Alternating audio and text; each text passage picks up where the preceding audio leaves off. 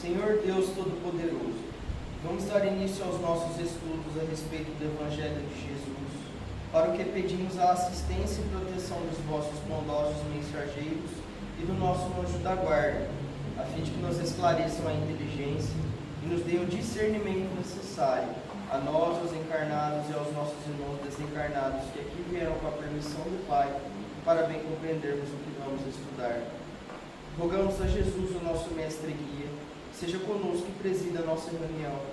Em nome da irmã veneranda, protetora desta casa, damos por aberta a reunião de estudos da presente noite.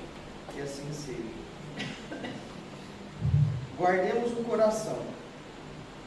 O homem de coração dobre é inconstante em todos os seus caminhos. Tiago 1,8. Urge reconhecer que no sentimento reside o controle da vida. Na romagem terrestre, múltiplos são os caminhos que conduzem ao aperfeiçoamento: fartura e escassez, formosura e fealdade, alegria e sofrimento, liberdade e tolimento. Podem alicerçar excelentes possibilidades de realização humana para a espiritualidade superior. O homem de coração dobre, porém, é infiel às bênçãos divinas em todos os setores da luta construtiva. Se recebe talentos da riqueza terrestre, entrega-se comumente às alucinações da vaidade. Se detém os dons da pobreza, liga-se quase sempre aos monstros da inconformação. Se possui belo corpo, dá-se em via de regra aos excessos destruidores. Se dispõe de vaso orgânico defeituoso, na maioria dos casos perde tempo em desespero inútil. No prazer é incontido, na dor é revoltado. Quando livre, oprime os irmãos e escraviza-os. Quando subalterno, perturba os semelhantes e insinua a indisciplina. O sentimento é o santuário da criatura. Sem luz aí dentro, é impossível refletir a paz luminosa que flui incessantemente de cima. Ofereçamos ao Senhor um coração firme e terno, para que as divinas mãos nele gravem os augustos desígnios. Atendida semelhante disposição em nossa vida íntima, encontraremos em todos os caminhos o abençoado lugar de cooperadores da divina vontade.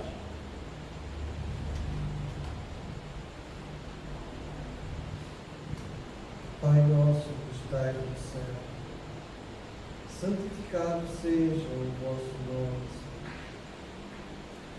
Que venha a nós o vosso reino. Que seja feita a vossa vontade, assim na terra como no céu. O pão nosso de cada dia nos dai hoje, Senhor. Perdoai as nossas ofensas, assim como nós perdoamos aos que nos têm ofendido.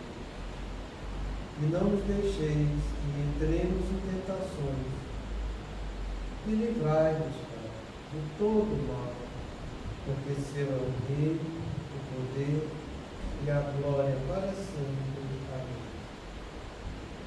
Espíritos esclarecidos e benevolentes, bondosos mensageiros de Deus, que tendes por missão assistir aos homens e conduzi-los pelo bom caminho, sustentai-me nas provas desta vida.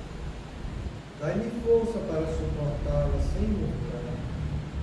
Afastai de mim os maus pensamentos e fazei que eu não dê entrada a nenhum espírito que tentasse inibir e conduzir-me no caminho do mal. Esclarecei minha consciência com relação aos meus defeitos e tirai-me de sobre os olhos o véu do orgulho capaz de impedir-vos perceber e confessar-vos a mim mesmo. A ti, sobretudo, bondoso anjo da paz, que mais particularmente velais por mim, e a todos vós, espíritos protetores que com os interessados, fazei que me torne digno da vossa proteção. Conheceis as minhas necessidades para serem atendidas segundo a vontade de Deus.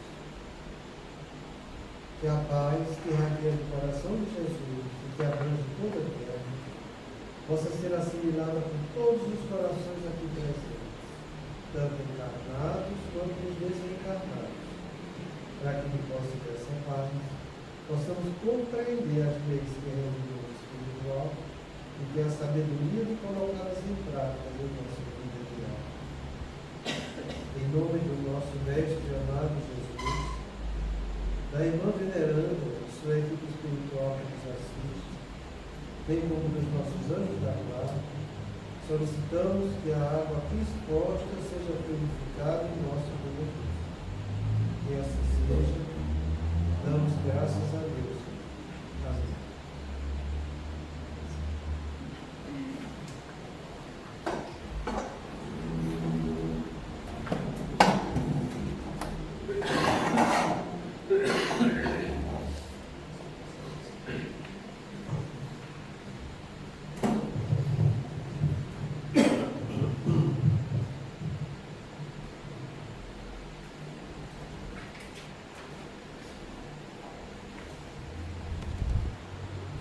Boa noite.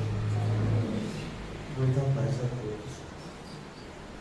Então, a gente está fazendo uma reflexão sobre a iniquidade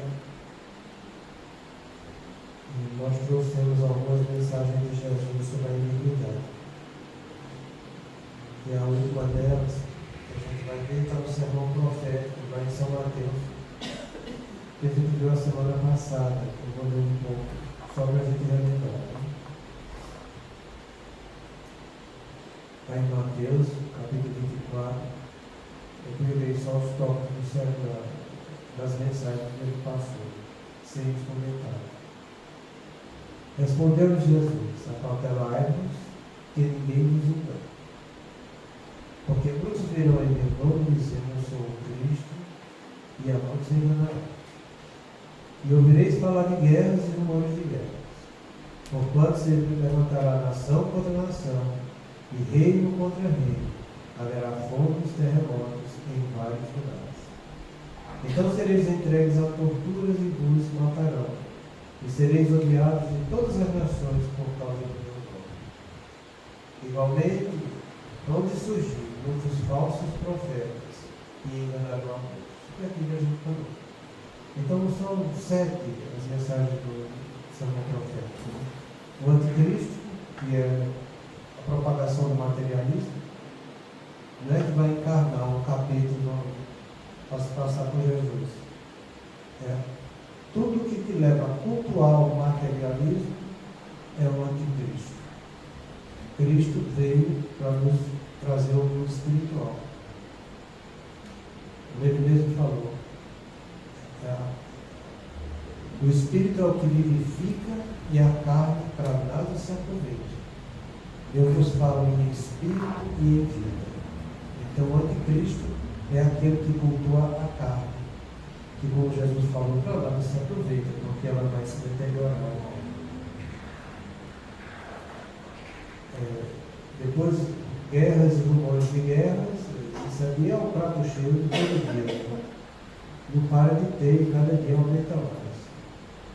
Fomes e terremotos, e também São Marcos, ele coloca aqui as pestes, fomes e terremotos em vários lugares. Isso aqui, que sereis odiados de todas as nações por causa do meu nome, são as atitudes antirreligiosas que vão ser divulgadas aqui na terra.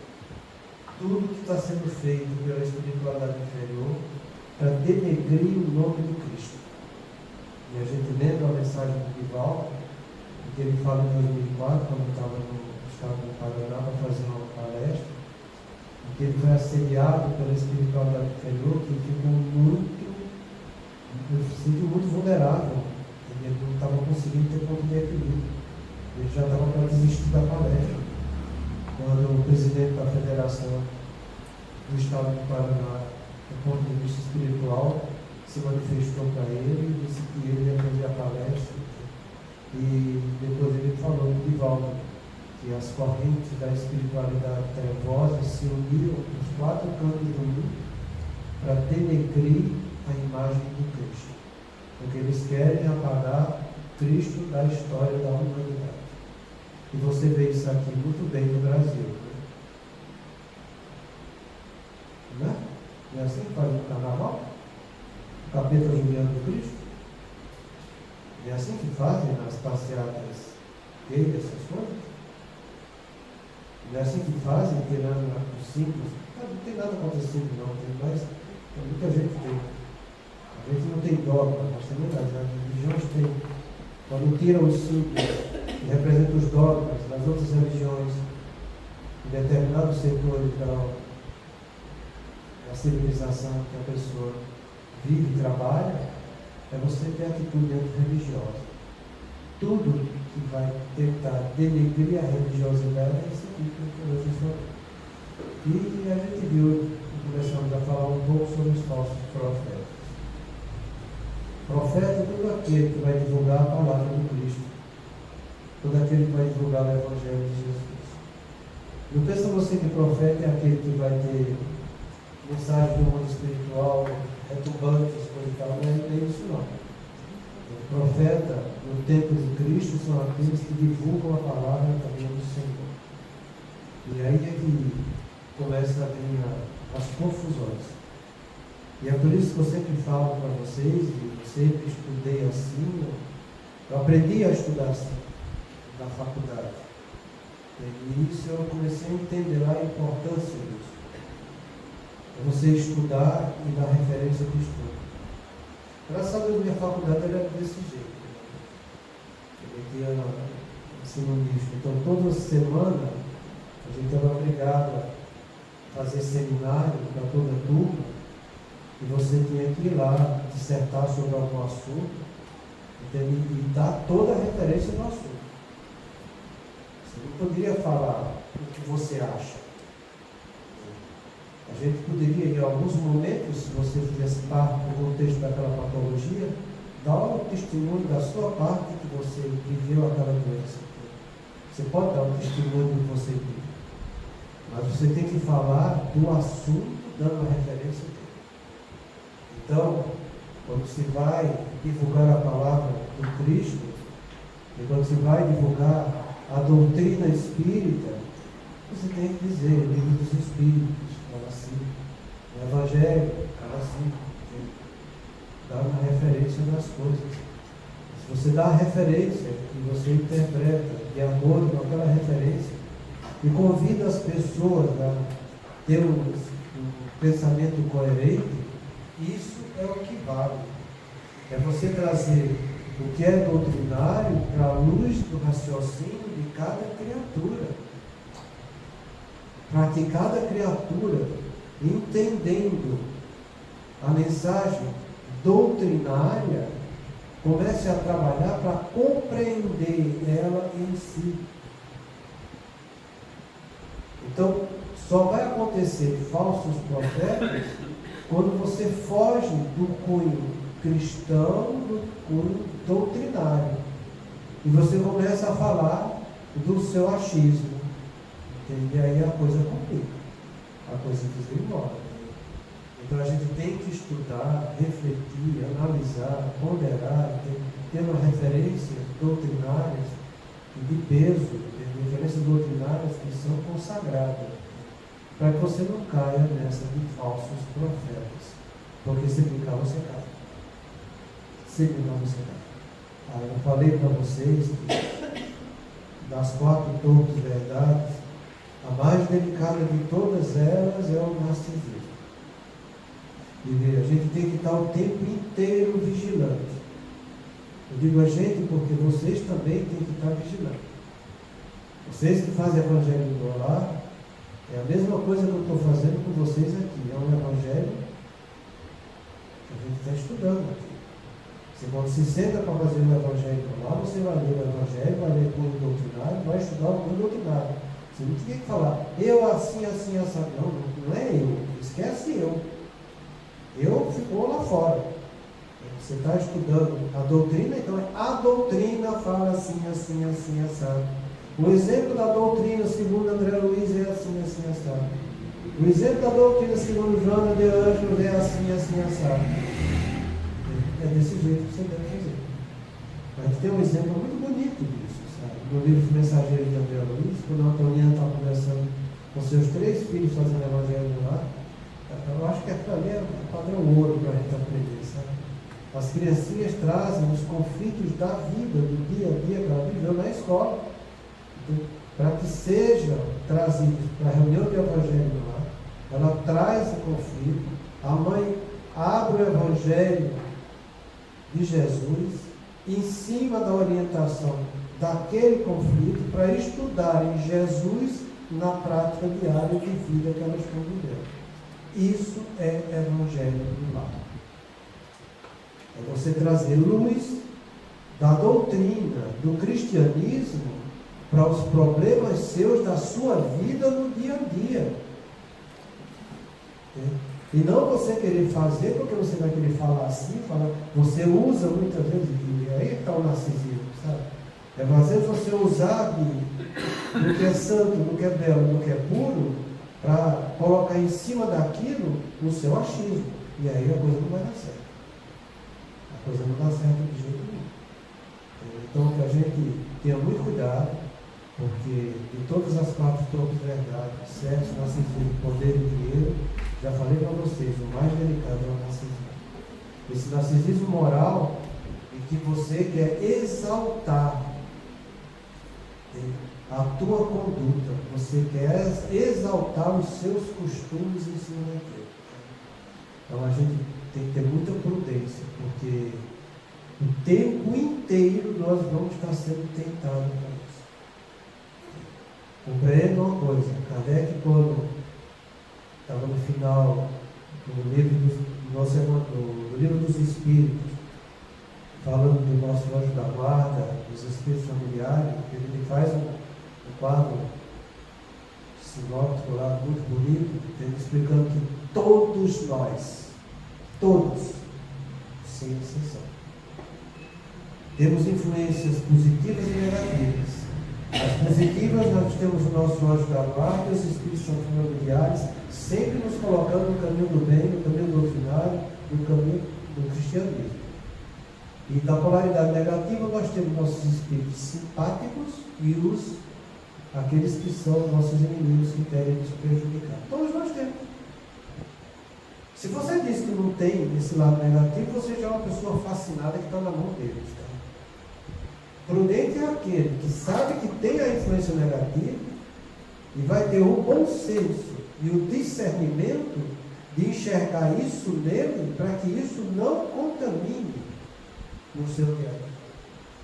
Todos nós, sem exceção, temos falhas clamorosas na esfera da sexualidade, do narcisismo físico e moral, do dinheiro e do poder.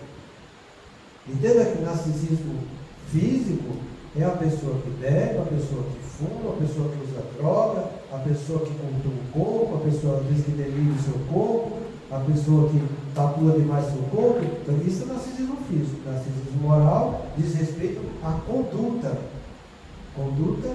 desviada, a costumes que não são edificantes, ou a falta da prática de dever. Quando a gente define moral para vocês, é a parte da filosofia que estuda costumes, conduta, deveres e costumes que eu tenho comigo mesmo e para com o próximo. Entenda, eles podem desvirtuar a sua conduta moral, e é isso que eles querem. Então que cada um seja bem vigilante, porque o tempo inteiro estaremos sendo tentados. Não foi à toa que Jesus falou para a gente vigiar e orar para não entrarmos em tentação. Porque na verdade o espírito está pronto, mas a carne é fraca. O espírito está pronto com o lado espiritual do nosso anjo da guarda e dos nossos espíritos familiares. A carne é fraca, que é onde estão os espíritos simpáticos e os inferiores. A gente está pronto. É essa frase de Jesus que a gente trouxe para começar o estudo dessa influência sutil na quarta-feira. Então, cuidado para você não se tornar um falso profeta, denegrindo a doutrina ou o próprio cristianismo. E eu te falo uma coisa: existem duas maneiras de você denegrir a doutrina.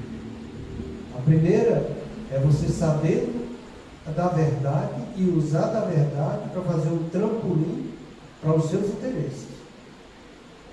A segunda é quando você é ignorante, não sabe a verdade e assume coisas que você não tem conhecimento. sou eu que inventei isso. Jesus também falou algo a respeito disso. O servo que, conhecendo a vontade do seu Senhor, se equivocar, será açoitado muitas vezes. O servo que, não conhecendo a vontade do seu Senhor, se equivocar, será açoitado poucas vezes. Vai apanhar de todo jeito. De todo jeito. Deus só deixou para nós um caminho a ser trilhado. O caminho do bem. Acabou. Não tem outro. O resto, se você quiser seguir outro caminho, está arrumando complicação para a sua vida. Então, essa história de ser falso profeta, não pensa que é só os outros que estão divulgando a doutrina do Cristo de uma maneira equivocada em outras seitas e religiões aí fora.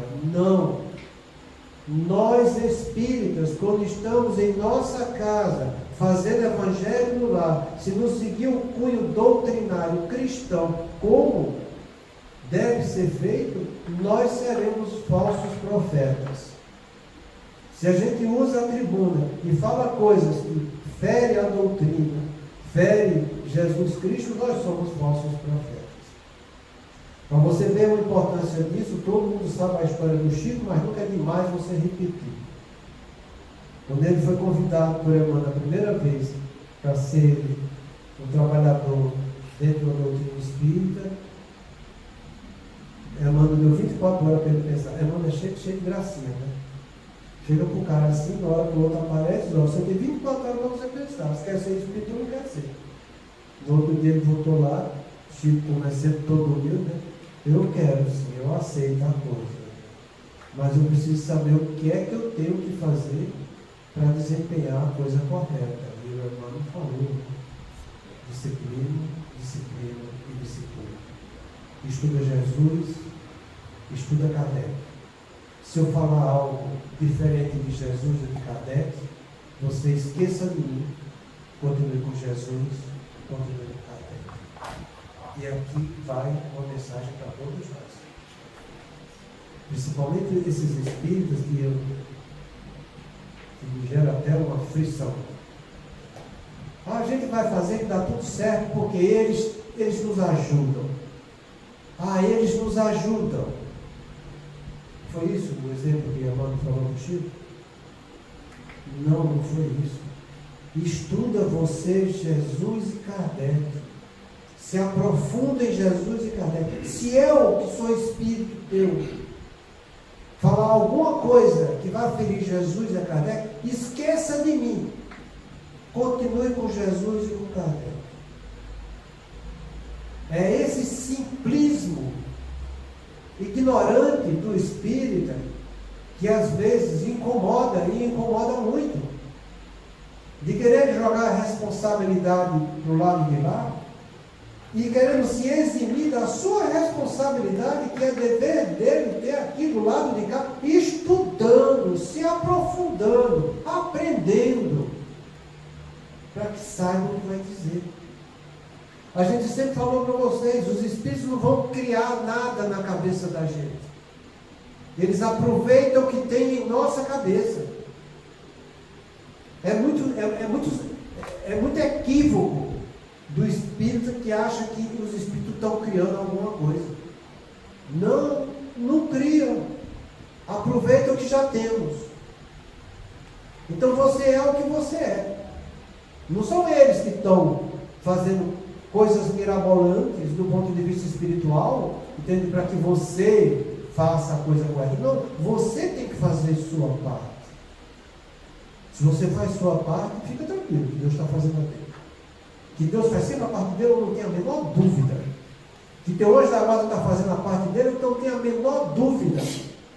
Que os espíritos familiares estão ao teu lado o tempo todo, eu também não tenho a menor dúvida.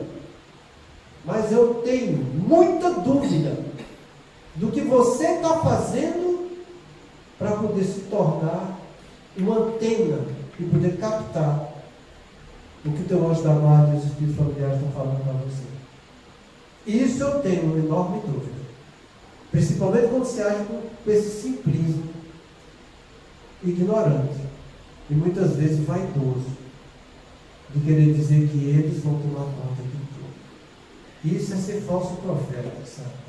Então, nós, muitas vezes, somos falsos profetas. Dentro do nosso teto, junto com a nossa família. E desde os ensinamentos que a gente está dando, até nas situações em que a gente se exime de nossa responsabilidade por não fazer o evangelho no lar. Você, quando se julga no direito de não, o Espírito se julga de não precisar fazer evangelho lá. Ah, não, essa semana deixa. Eles entendem, eles cuidam. Não tem nada disso. Não tem nada disso. O esforço tem que ser nosso para atrair isso. Se você tenta se eximir de sua responsabilidade, achando que vai estar dando, que eles vão estar cuidando de você, esqueça, não vão estar. Não vai. É a mesma coisa no caso da 10ª vez no tratamento de passe.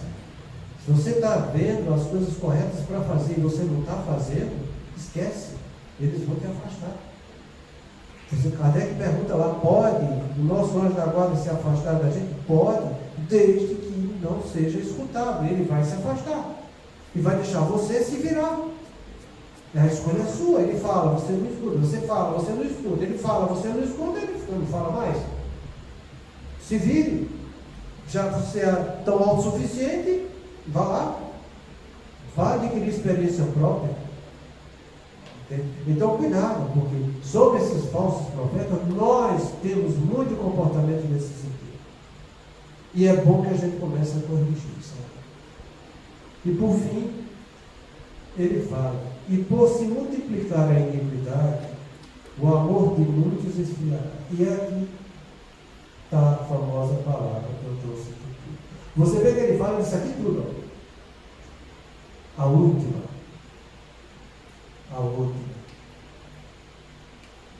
Os nossos grandes equívocos está essa iniquidade. É você não ter vergonha de fazer errado. Acho que a maneira mais simples de você definir iniquidade é isso. Você não ter vergonha de fazer errado e continuar fazendo errado. E que todo mundo está vendo você fazer errado. Isso é iniquidade. É você beber, sabendo que não deve beber, sabendo que é errado beber, e você continuar a beber. E ainda faz isso dentro da sua casa. Isso para vício moral. É você praticar o vício, sabendo que está errado, sem ter vergonha de fazer aquilo que você está fazendo. Do mesmo modo, são os vícios morais. É você ter um costume errado, moralmente. É você ter uma conduta íntima sua errada. É você fugir da prática de um dever deliberadamente, sem ter a vergonha de viver aquilo na sua vida. Isso é iniquidade. Iniquidade é toda vez que você apoia o lado negativo, sem ter vergonha de estar apoiando o que é negativo. E aí tem um monte de gente vivendo de iniquidade. Uma das coisas que são mais chocantes hoje em dia para a gente, e que graças a Deus, sabe, eu agradeço muito a Deus, está surgindo muitos comentários na mídia a respeito disso. E diga-se de passagem, não são comentários de espíritos, mas tem comentários de filósofos, tem comentários de neurocientistas, tem comentários de pessoas de outras religiões também nesse sentido. É o que está sendo feito com o ser humano aqui no Brasil, que estão cultuando o desamparo aprendido nas criaturas. Toda vez que alguém é chamado a ferir uma das leis de Deus e é cultuado a não praticar essa lei de Deus, isso é extremamente degradante. Uma das leis de Deus que eu gosto porque eu me identifico muito com isso, é a lei de trabalho.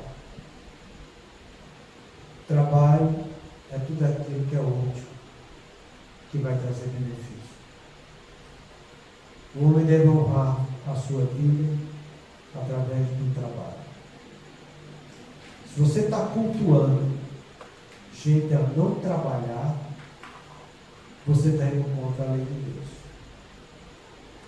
E você levar a pessoa ao desamparo aprendido é você destruir a rede de modo padrão em que ele perde toda a conexão com o outro.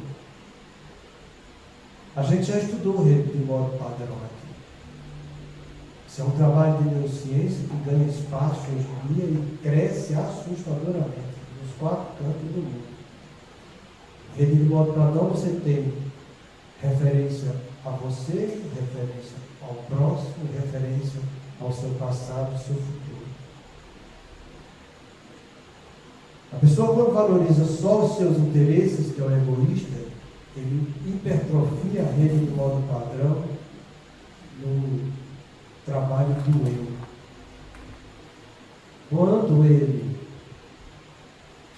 entra na lei que fere o trabalho, o relacionamento, ele perde a referência do próximo. Ele não tem empatia, nem cognitiva, nem afetiva. Ele não tem condição de, ele não tem avaliação de justiça social.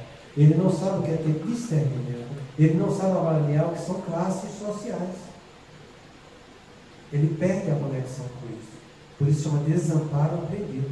E ele vê só ele ali sofrendo e quer que só ele, que fica naquele sofrimento, alguém venha suprir a deficiência dele. Hoje em dia a gente tem no Brasil 53 milhões de pessoas vivendo só de salário assistencial. 49 milhões trabalhando para sustentar 57 que trabalham. Você acha que esse país vai dar certo?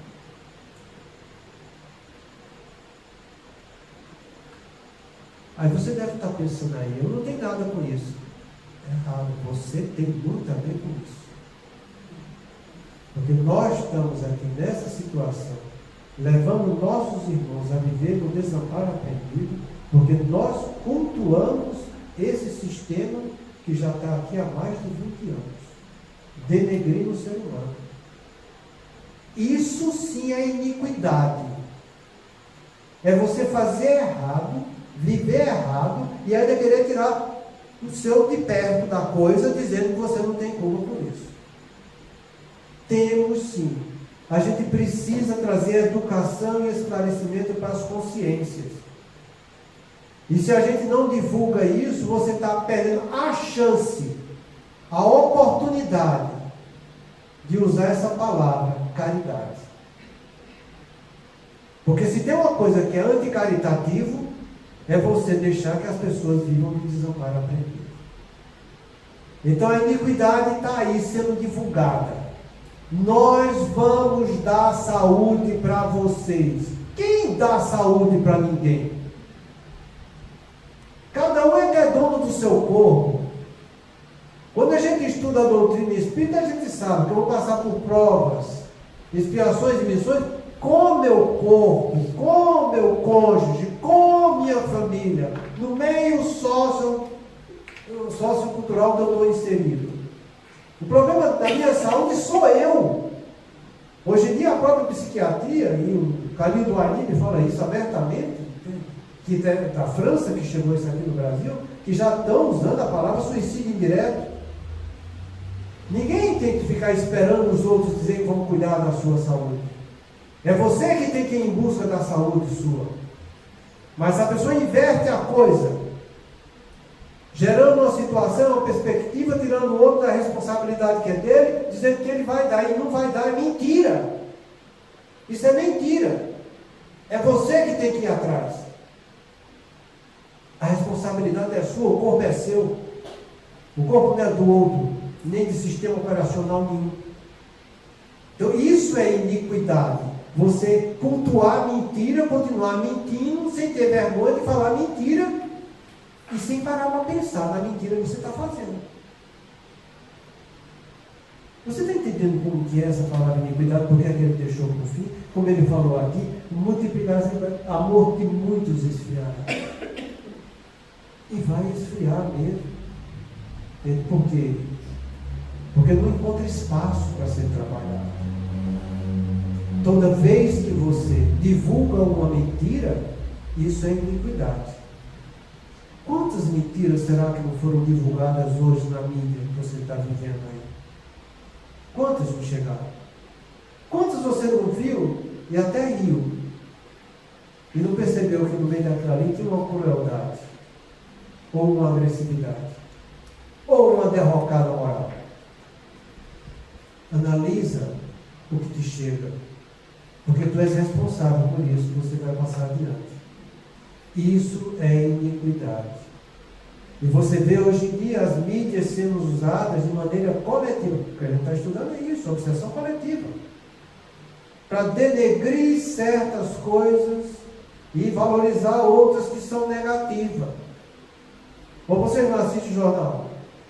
Tem que assistir, porque todo mundo assiste. Quando você liga uma televisão, sempre tem um jornal. Fulano pagou milhões para denegrir isso, outro deu milhões para denegrir aquilo. Isso é iniquidade, gente. Isso é iniquidade. E o que é que a gente está fazendo com isso? A gente tem que dar a nossa opinião. E a nossa opinião é, pelo menos, quando essas comunicações chegam até nós, a gente dizer que isso aqui não presta, para aqui. Isso aqui não vai para frente. Se depender de mim, não vai. É assim que a gente tem que fazer. Então, que a gente pare, pense e reflita. Porque toda vez que entra-se no fenômeno que a gente chama de normose, é sinal que vai ter muita dor, sofrimento e morte. Normose é um dado da ciência, da neurociência, que mostra que toda vez que você foge de uma regra, de uma lei, e pratica aquilo de uma maneira equivocada, e começa a valorizar aquilo equivocado como sendo verdadeiro, que é uma iniquidade, vai te causar muita complicação. Exemplo para nós, a Inquisição. Exemplo para a história nossa, as cruzadas. Isso tudo são atos de normose, que geram muita iniquidade com dor, sofrimento na natureza humana. E se você for ver e for estudar essa palavra normose, você vê que a natureza humana ela vai ciclando. Em determinadas épocas, o fato de normótico globalizado, que vai querendo se expandir cada vez mais. Analisa você qual é o ato normótico hoje em dia que está ganhando mais espaço aqui no Brasil. É tão simples, vocês podiam responder em coro. Corrupção. A coisa mais normal no mundo é isso. O nego rouba, é documentado que roubou, está as mostras vistas, continuam roubando, está tudo aí, tudo sorrindo, tudo bem, e todo mundo querendo arrancar um pedacinho para ele, está entendendo? É isso que a gente vive. Aí eu fico perguntando para mim, pode o espírita, que se diz espírita, ficar participando desses meios sociais? Onde é que está fora da caridade numa salvação? Aonde é que está? Às vezes eu vejo as pessoas me perguntando aqui, mas eu preciso trabalhar dentro da doutrina espírita, porque fora da caridade não há salvação. Pô, não trabalha dentro da tua casa, trabalha com o teu corpo, trabalha com o teu cônjuge, trabalha no meio social onde você está vivendo, tendo a sua profissão. Cada um pode dar demonstração de caridade aonde você estiver. Ou você acha que vai ter só valor a caridade que você trabalha dentro de uma casa espírita? Pelo grande engano seu. Grande engano. Eu estou te falando que a gente passa por provas, expiações e missões com o nosso corpo, com o nosso cônjuge, com a nossa família, no meio socioeconômico que você vive. A religiosidade é importante para nós, para que a gente acorde para esse caminho da verdade que a gente havia esquecido e desprezado. Mas você não precisa de religiosidade para fazer o bem dos outros. Não precisa de título nem rótulo religioso para isso. Quando você vê, por exemplo, o céu e o inferno, o passamento, que Kardec escreve. Passamento é o desencargo. Está lá no último capítulo do livro do Céu e o Inferno. Kardec fala das 4 coisas que são importantes para o nosso desencargo. Coisa que deve chamar a atenção de todo mundo. E todo mundo tem medo de morrer. Todo mundo não quer morrer. Mas vai ter que morrer. E quando morrer vai estar ali as 4 coisas. Se você é espírita, já deve ter estudado isso, deve estar fazendo. Porque você quer morrer bem. Você não quer morrer para cair nas trevas, na mão de trevosa. Você não quer morrer para ficar no umbral, como André Luiz ficou lá. Espero que não, né? Você quer morrer? Bom, eu quero pelo menos nosso lar, mas nosso lar é umbral também. Nosso lar é umbral. Você tem que ter uma aspiração além de nosso lar. Então, onde não tem umbral, onde só tem espiritualidade boa e amiga. Então, para você morrer, tem lá fatores de baixa penetrância no seu desencargo. É quando você morre, já envelhecido, com pouco fluido vital. Porque quando tem muito fluido vital, você está muito preso à carne. Segundo, quando a morte é lenta. Porque na morte rápida, você não está preparado para a coisa. Na morte lenta, você vai morrendo um pouquinho todo dia, é legal. Então você sabe que está morrendo. Ele está se preparando para. Esses são os fracos. Mediano é você conhecer o mundo espiritual. Mesmo quando você vai viajar para uma cidade. Se você conhece aquela cidade, você já sabe o que é que vai acontecer, como é que você vai chegar, onde você vai. Então, ele tem que ter. Nós somos nós, a gente tem que conhecer o mundo espiritual. Está conhecendo? Está lá o livro, o Céu e o Inferno.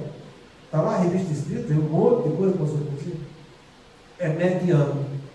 Mas o principal fator que é importante para o teu desencargo, para você se dar bem do outro lado, é só uma coisa: fazer o bem. Não é ser espírita, nem católico, nem protestante, nem ter seita, nem ter religião, nem nada. Fazer o bem. Por isso que eu repito aquela frase que eu gosto tanto, que está lá no nosso livro dos Espíritos. O Espírito sofre por todo o mal que faça ou que dê causa que lhe aconteça. Por todo o bem que deveria ter feito e não fez, e por todo o mal que decorreu de não ter feito esse bem. Aí eu pergunto para você: está fazendo bem para o seu corpo? Tomando os remédios direito, fazendo aquela dieta, naquela caminhada, malhando 40 minutos, 5 vezes na semana, atividade física, dormindo bem, cuidado com o estresse. Está fazendo? Está fazendo bem para o seu cônjuge? Ou está aguentando na barra? Está entravado aqui. Às vezes já acorda do mal-humorado, às vezes olha para a cara do outro. E aí? Está fazendo bem para o teu pai, para a tua mãe? Fazer o bem? O espírito daquela criatura, né? Não é fazer o bem para o corpo dos outros, não. Fazer o bem para o corpo dos outros é o anticristo. Já errou no primeiro, vai errar lá embaixo no outro também. É fazer o bem para o espírito daquela criatura, para que ele saia desse mundo espiritualmente melhor do que quando aqui chegou. Estava fazendo bem para os filhos, para o resto da família, para aqueles que moram com você. É aí que está o problema, sabe? Senão a gente fica vivendo da iniquidade. E é como ele fala aqui: o amor de muitos se esfriará. O amor é o sentimento que pressupõe a fazer o bem do outro. Então você vai ficar desanimado para fazer o bem do teu cônjuge. É por isso que hoje em dia a perspectiva de separação com 15 anos de casamento é de 62% de separação. Quer dizer, o nego casa para descasar. Inverteu a polaridade da coisa. Isso é iniquidade. Porque você que é espírita sabe que não existe plano existencial de ninguém que encarna que tenha nele a separação conjugal. Não tem. Não existe. Isso faz parte do plano. Separação conjugal é mal menor, mas é mal. Pode ter um mal maior, que é se matar o outro. É mal maior. Mas é mal. Isso quer dizer que tem alguma coisa errada. Então, hoje em dia, você vê as pessoas casando para se separar. 62%. Então, isso é iniquidade. E por que é que acontece isso? Porque não existe o trabalho afetivo que precisa ser realizado com os nossos filhos. Coisa que deveria. Nós estamos colhendo hoje, que aconteceu de anos para trás. Eu imagino se hoje está desse jeito, e se a gente não faz nada para interferir nisso aí, como é que vai estar daqui 30, 40 anos? Não vai ter nem casamento mais. É melhor um casal, que já vai descasar mesmo, então vamos passar só uma experiênciazinha aqui, uma experiênciazinha com outra, e estamos conversando, está entendendo? É desse jeito, que não pode, né? Tem alguma coisa errada. A gente tem que fortalecer nossos laços de família. A família é a célula máter da sociedade. A sociedade está doente, a família está doente. A gente tem que trabalhar a família. Então o problema é eu trabalhar a pessoa e o contexto familiar em que ela está inserida. O resto é secundário. É secundário. O que é primário sou eu no contexto familiar em que eu estou inserido. E é assim que você tem que entender. Porque se você estiver esperando que o governo vai melhorar isso, aquilo outro, que a prefeitura vai fazer isso, aquilo outro para você, ou que seu patrão vai fazer isso, esquece isso é movimento do ego. Isso é coisa de fora para dentro. Você tem que trabalhar o seu interior, no interior do seu lar. Porque é lá que estão os problemas que você precisa para resolver, edificar essas consciências que você está envolvido com ela e a sua própria consciência no caminho do bem. Então a gente vive mergulhado na iniquidade. E você vê a mídia hoje em dia trabalhando, cultuando a iniquidade o tempo inteiro. E a gente tem que ter um pouco de prudência para não se deixar se contaminar por isso. Porque se você escuta uma coisa uma vez, vá lá que seja. Depois você vai escutar 2 vezes no mesmo dia, depois você vai escutar 5 vezes no mesmo dia, 10 vezes no mesmo dia. Aquilo ali começa a se tornar uma coisa insignificante mais, está entendendo? De tanto você escutar, não, é assim mesmo. Eu estou falando, você assiste a um jornal só por dia, para não ficar muito desatualizado, uma coisa simples, para não você saber o que está acontecendo. E para! Já sabe, entende? E aquilo ali, a maioria, 90% é coisa ruim, como a gente vai ver aqui, e é ruim mesmo. Vai ter que se envolver com isso? Não, faz tuas orações para aquelas almas equivocadas, está entendendo? Aproveita o que é bom, entende? Quando chegar os comentários degradantes, você já está sabendo o que é certo fazer, para você dar a sua opinião edificante como espírita que você é. Se não, você vai ver que é a própria espiritualidade inferior que trabalha essas 3 palavras que a gente está estudando: derrocada moral, crueldade e agressividade. Olha, no teu dia a dia, isso é prato cheio. Vê qualquer vídeo, novela, mensagem que te chega, que você está sendo convidado a essas 3 coisas, sabe? E você vai ter que ter preparo para poder fazer a coisa correta. Então, a gente vai ter mais algumas coisas que a gente vai falar sobre iniquidade, mas só para terminar, depois das 6 coisas, né? Aí Jesus fala: mas quem perseverar até o fim, esse será salvo. Olha como é que ele fala: quem perseverar até o fim. É preciso você ter, além da esperança, a perseverança. Às vezes a gente nem esperança tem. A perseverar é você insistir na esperança. Você vai tomar lapada em cima de lapada, tá entendendo? Vai sofrer que nem corpo desafundo. Você vai ver nesse mundo onde vai ser praticado atitudes anticristo. Vai ser convidado, né? O anticristo vai ser convidado, falso profeta, vai ser convidado guerra, rumor de guerra, fome, peste, entende? Vai ser convidado a participar de atitudes antirreligiosas, vai bater na tua porta o tempo todo, entende? E você tem que estar firme lá, insistindo na esperança. Eu vou continuar sendo um trabalhador do bem. Porque para perseverar é isso. É você continuar fazendo o bem. É isso que você tem que botar na sua cabeça. As coisas negativas não estão chegando e você, não, eu vou fazer o bem. Não está chegando, eu vou fazer o bem, eu vou insistir em fazer o bem. Não é problema com o cônjuge, eu vou insistir em fazer o bem daquele bandido, daquele desgraçado. Eu vou fazer, entende? E aí você tem que ver. Não, o exemplo não sou eu que digo. está lá no livro Ação e Reação, o caso de Marcelo e do Ideu. Vai ver aquilo ali, que beleza. No quadro da Marcela, ela sendo perseverante, fazendo bem, e o marido mal, querendo até o ponto de chegar, pegar o revólver para matar a mulher, tá entendendo? E vai lá, a espiritualidade superior, como ela trabalha no caminho do bem, vai lá e defende ela. É isso que a gente tem que entender. Às vezes eu vejo as pessoas querendo se armar para se defender, se armar daquilo, faz isso na sua casa, coisa e tal. Seja um trabalhador do bem, que você vai ser defendido disso. Tem uma das mensagens da revista Espírita de Kardec, em que ele fala que os policiais prenderam um bandido que estava assaltando um senhor. Eles já estavam de olho nesse bandido, já estavam seguindo. E depois que prenderam o bandido, que levaram para a delegacia, eles perguntaram: por que é que você preferiu assaltar esse senhor, que é um rapaz novo e forte, e não assaltar aquela mulher que passou na frente dele? Aí ele disse: você acha que eu sou doido de assaltar aquela mulher que estava com aqueles 2 criolão do lado dela defendendo ela? A mulher estava sozinha.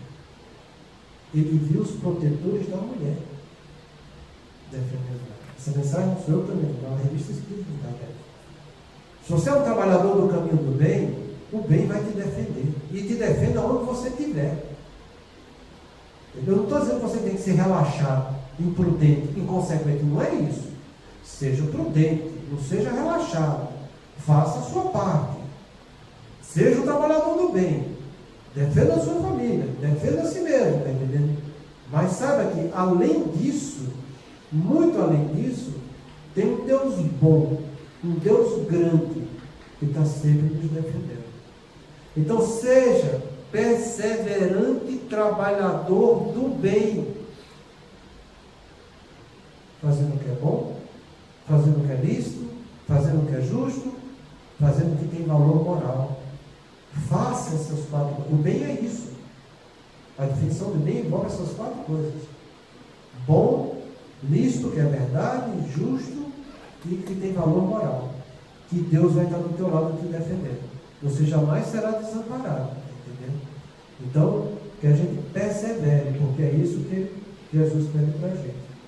E este Evangelho do Reino será pregado no mundo inteiro, em testemunho a todas as nações, e então virá o fim. Seremos um planeta de regeneração. Então, Evangelho do Reino. O que é Evangelho? Não é a doutrina que Cristo nos trouxe? Do Reino de Deus? O livro que contém essa doutrina também é chamado de Evangelho. Então não é que Jesus vai ser divulgado diretamente no mundo inteiro. Não é isso que Jesus falou. A doutrina do Cristo é a doutrina do amor. O que vai ser divulgado nos 4 cantos do mundo é a doutrina de amor, que é do reino de Deus, que o reino, Deus é amor, vai ser pregado no mundo inteiro.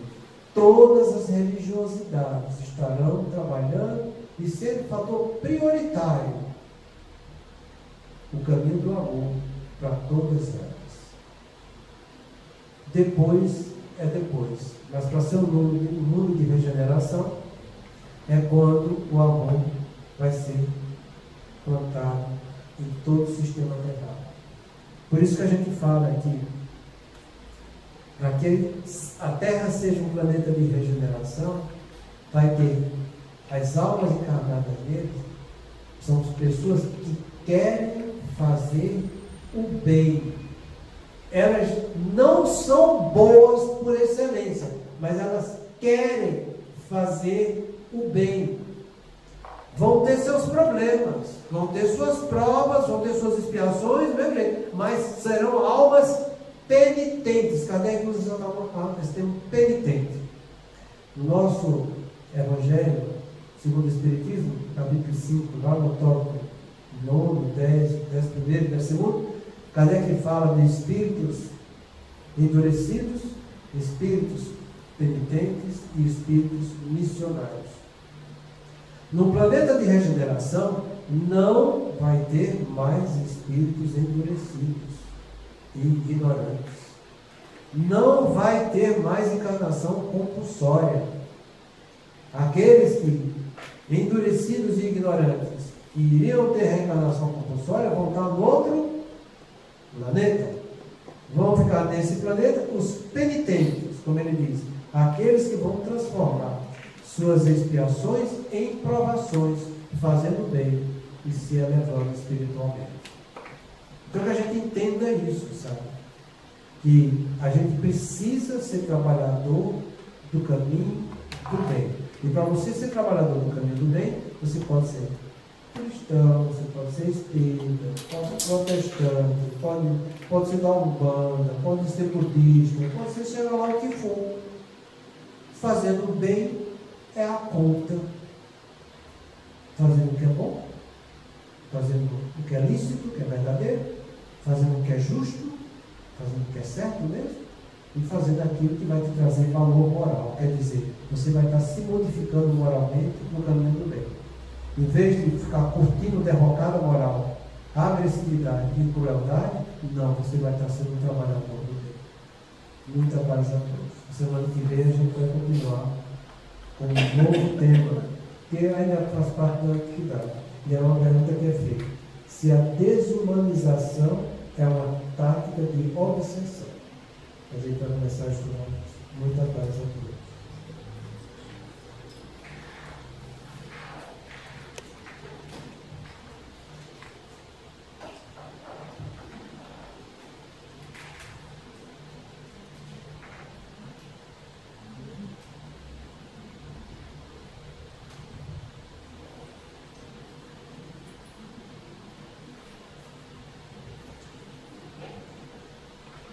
Façamos nossa prece.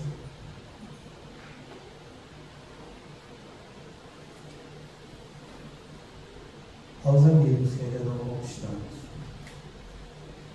Deus misericordioso, que a tua bondade se estenda sobre todos os espíritos que se recomendam às nossas preces, em particular aos amigos que ainda não conquistamos.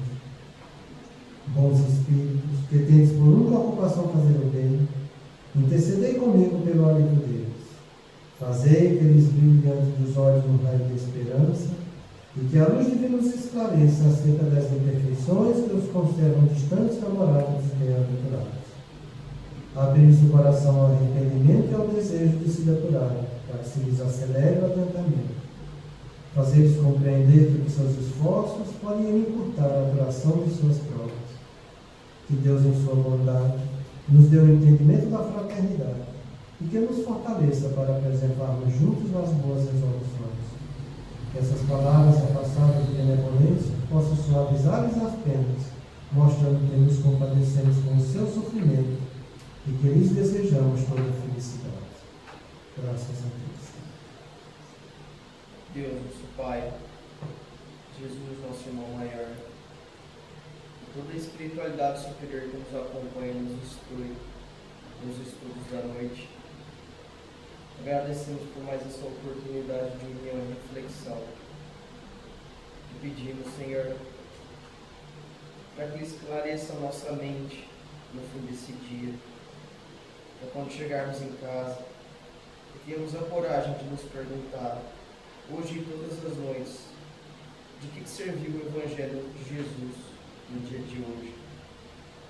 E que tenhamos a coragem, Senhor, de fazer essa pergunta de maneira sincera, para reconhecer em nós o bem que ainda podemos fazer. Pai nosso que estais nos céus, santificado seja o vosso nome. Que venha a nós o vosso reino, seja feita a vossa vontade, assim na terra como nos céus. O pão nosso de cada dia nos dai hoje, Senhor. Perdoai as nossas ofensas, assim como perdoamos aos que nos têm ofendido.